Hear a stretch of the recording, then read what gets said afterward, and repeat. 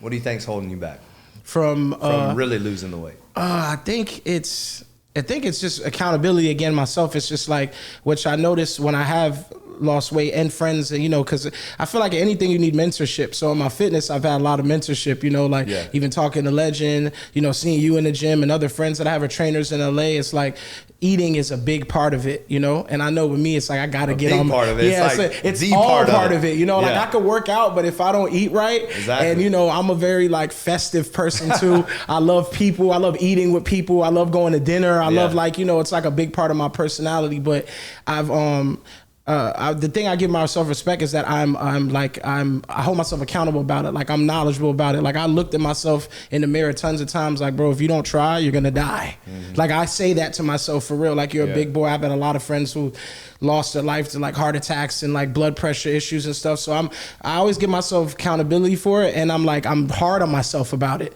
That's why I don't like try to go too long without doing anything, because I'm like, yo, you gotta wake up. Like even though it's difficult and stuff, like I am very conscious of it, which I think kind of helps me a little bit, which I need to do better. But at least I'm not like delusional about it at all. Like right. I'm not like, oh, like I'll be all right. Like nah, you won't be all right. Like you better get your ass up and go run, or like get the legacy, or go link with Legend and go do some. Yeah, but listen. Like this ain't a therapy session, but no. But listen to you say, I got to go for a run. I got to go to legacy. Yeah. You're forgetting that you're doing that. Yeah, it's the other. Oh, it's the other stuff. Yeah. So you got to get in the mindset of saying like, I gotta stop eating this. Yeah. I have to choose this over this. Yeah. You know what I mean? And especially for a duration of time. So we just talked about life and the infinite game, right? Yeah. And you're a very disciplined person in your entire life. Yeah. Entire life. And I would say, and the way you describe, festive and enjoying eating, that's where it's coming from. Yeah. It's this like, it's okay because I'm celebrating life and I'm doing life with other people and I'm breaking bread with other people. And I totally get it, because we all enjoy that. Yeah. Who doesn't enjoy like a nice dinner with friends and family 100%. and business partners and stuff like that? Yeah. But I would say for you, if you would take the approach that you just said about like, I'm gotta go see Legend, I gotta go to Legacy, I gotta go for a run or whatever, and you apply that to your diet, and go 6 months, not a year, 6 months, but like hardcore with it, no bullshit, you would get exactly where you want to be, and then you can explore. Then your life will change, because then you can start to go back like to the more regular way. Like not so hardcore. 100%. And if you really break down, I mean, you even said it yourself, like you've been in this game for 18 years, right? Yeah. And it probably feels like it feels like a blink of time. Right? Yeah. So 6 months, like right now, it's July. We're halfway into the year. Oh yeah, it's crazy. Third quarter, it's crazy. It feels like flying. Yeah. And the older you get, by the way, the faster it goes. Oh the older you get, and you start having kids, it's crazy. Yeah. So next journey. 6 months is nothing. Yeah. 6 months is a like blip of time. Yeah.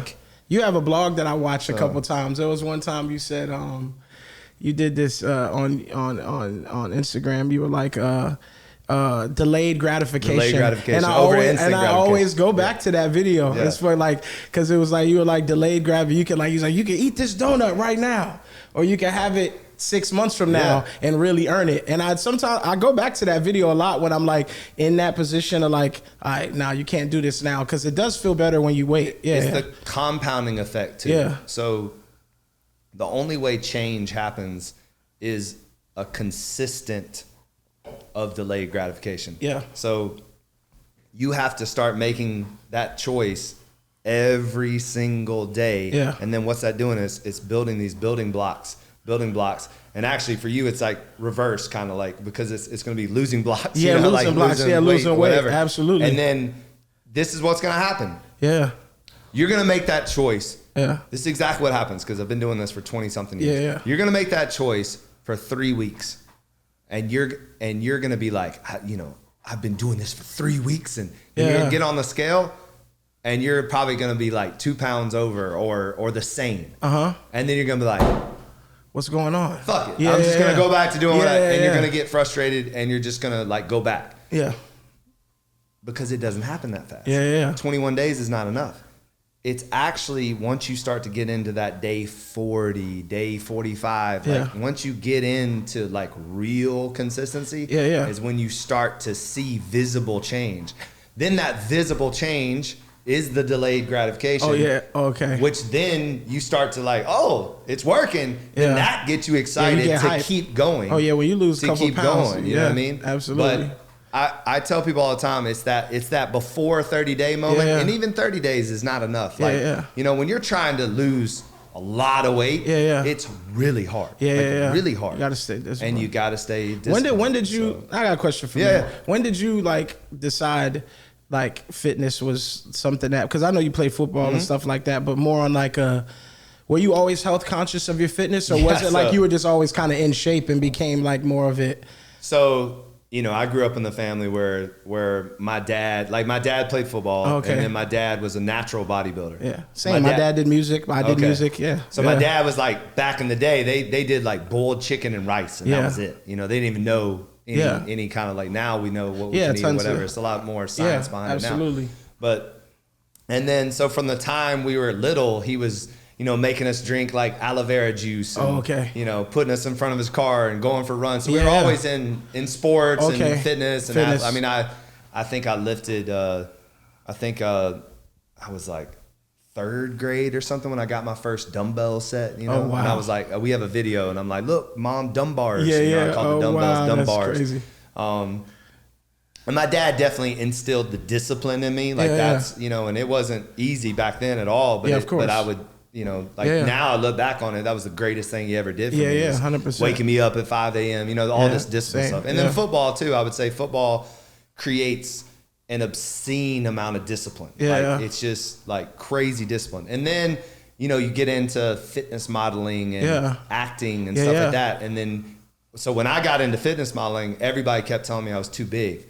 So crazy, right? Like I'd be like, big, shredded, like you mean like too shredded? Too big, that's like crazy. too muscular. So I would like starve myself and try to get smaller, and I just never really could get smaller, you know, because I'm just a big guy. framed guy. Of course. But I've never really obviously had any challenges with like weight.